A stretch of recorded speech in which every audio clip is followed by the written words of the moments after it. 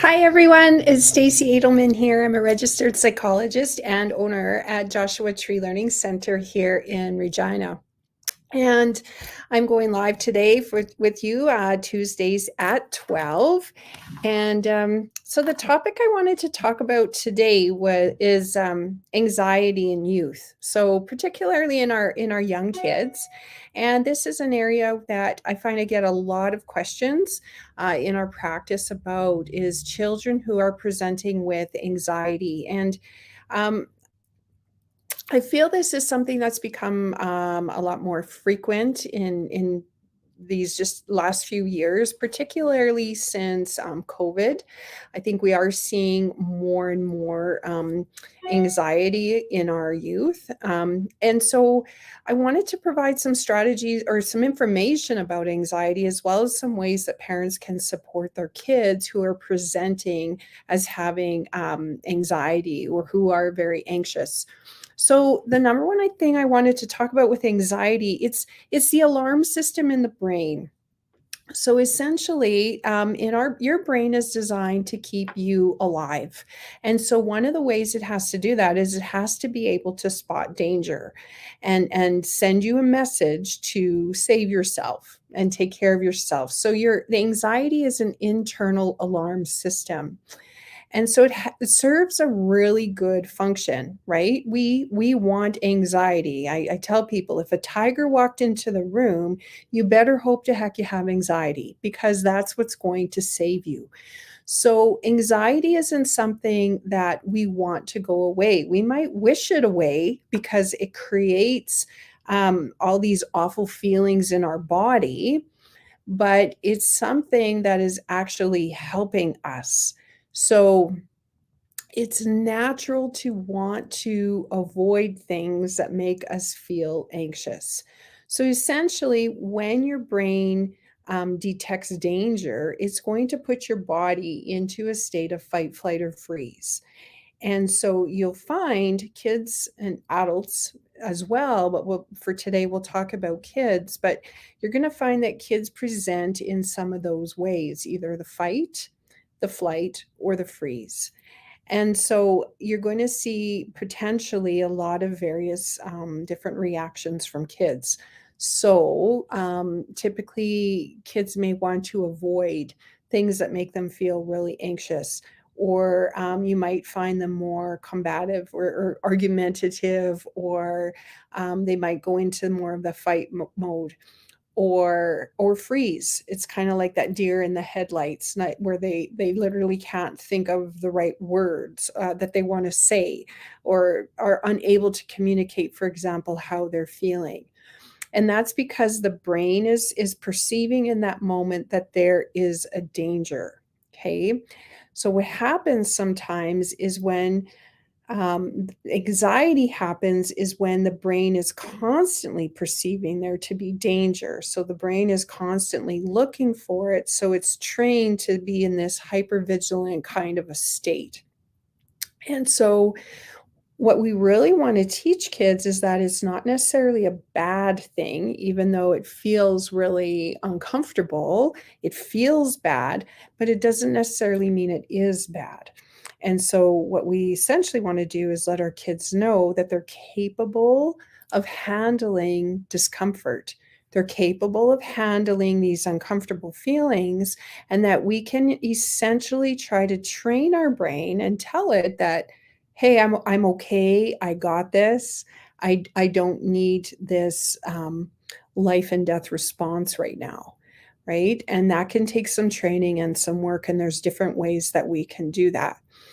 So when we come to a situation as parents, with our kids, we might, how do we help them? How do we support them, right? How do we help the child who maybe doesn't want to be participating in an activity, or doesn't want to, where it's holding them back from their life, right? That's where anxiety becomes a problem, is when it's holding them back from achieving their goals. And that's where we want to provide some of the strategies and supports to help them work through some of those feelings. And so I think first and foremost, we have to let kids know it's not necessarily a bad feeling. It's your brain trying to protect you. So I'll tell them you've got one heck of a bodyguard and it's doing a really good job. But it doesn't need to be on duty all the time. We have to give that bodyguard a bit of a holiday, right? So I think when it comes to parents, the first thing we want to do is I think of the 3 R's: regulate, relate, and reason.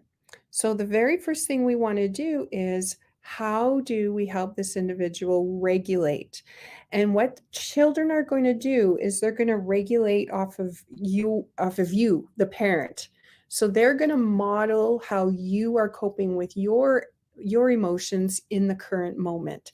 So by keeping yourself calm and regulated, they're going to feed off of that energy, and they're going to kind of get in step with you. So parents, it's really critical that you stay calm so your kids can see what they need to do in order to mimic that. So we call that co-regulating. So a lot of times you don't have to say anything. It's just you being calm, breathing slowly, speaking quietly, as a way to help them regulate their emotion in that moment, or their anxiety in that moment. Another way to help kids regulate the emotion, I always say, any kind of heavy work will help calm the brain. So engaging in play, child-directed play would be even better. And anything that involves like kind of gross motor kinds of activities. So something where they have to use their large muscles. So to climbing the slide, or running outside in the snow, or downstairs, maybe have a place where they can kind of crash around or wrestle. Any gross motor kind of play, if you can get outside, ride a bike, um, something where you're playing outside, playing on the monkey bars, right? Those kinds of things are engaging the large muscle groups and is going to help the brain calm and regulate itself and come back to a state of feeling regulated. So any kind of free play, heavy work, and parents keeping yourself really regulated and calm is really going to do a lot to help. So that's regulate. Let's move on to relate. Now, once the brain is regulated, now you can relate to your child and identify or validate the feelings that they had. So don't try and talk them out and say out of their feelings, right? We don't want to get into saying things like, "Oh, that's not scary. You don't have to worry about that. We'll always be here to support you." What we're trying to do then is trying to talk them out of that, and they're going to try to defend that, which creates this kind of butting heads and push and pull. So what you want to do is validate, because to them that response is very, very real. Those feelings in my stomach, in my head, the sweating that I get from being anxious, that is very real. So what you want to do is you want to validate that and relate to them as much as you can through validation.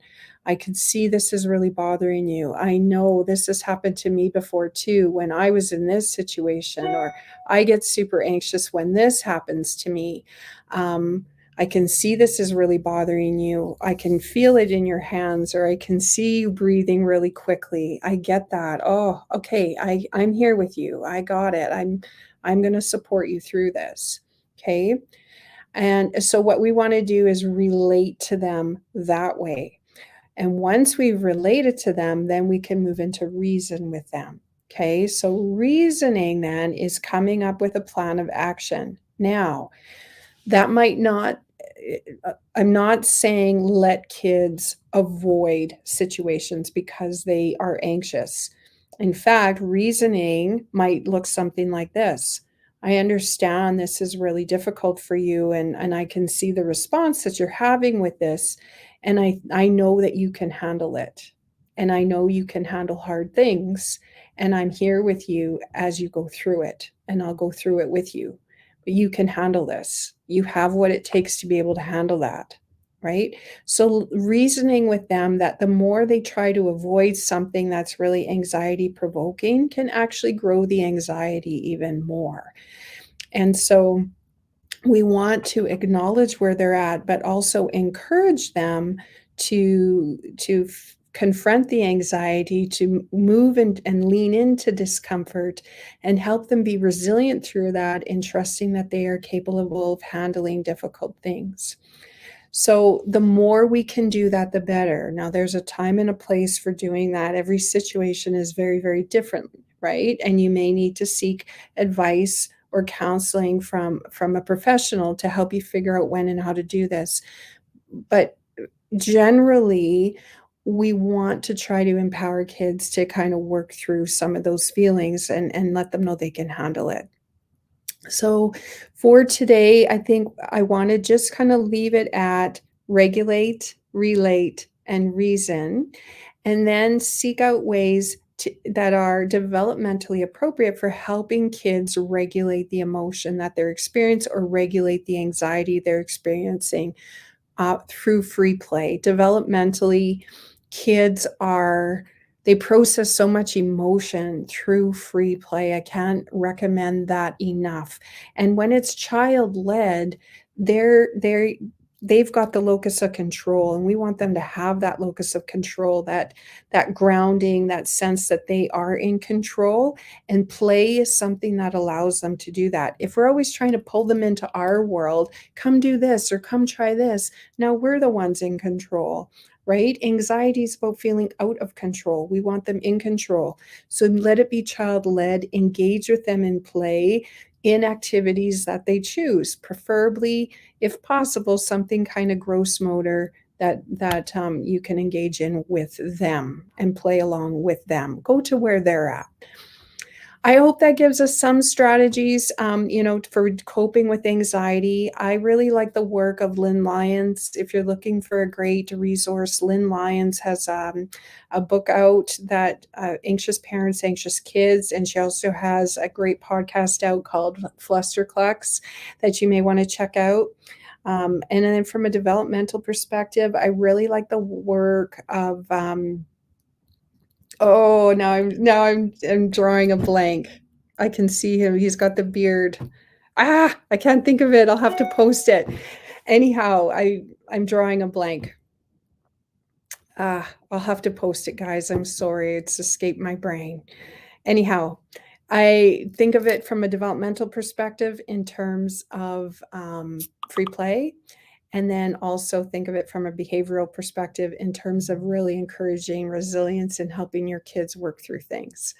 Alrighty. Thanks so much for joining us today on Tuesdays at 12. We'll see you again next week. And if you have any questions for us, please send them our way. Have a wonderful day, everyone. Take care.